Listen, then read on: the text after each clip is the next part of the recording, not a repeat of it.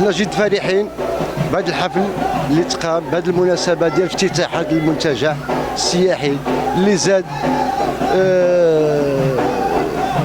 اشعاع للمدينه وفرصه للشباب باش يجيو للاستجمام والراحه وكل ما هو مزيان.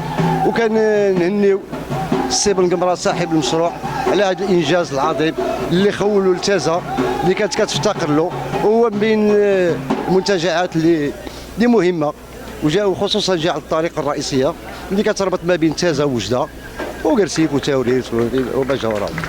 وهنيئا لك سميتو صاحب المشروع، وكنشجعوه لان خلق فرص شغل وحارب شويه البطاله في تازا اللي هي كتعاني منها بزاف. وهذا الفضاء ديال الفالي هو من بين الفضاءات الممتازه في المدينه، لا من حيث النظام ولا من حيث الفضاء الواسع الشاسع ولا المسبح نقاوات المسبح وكل شيء.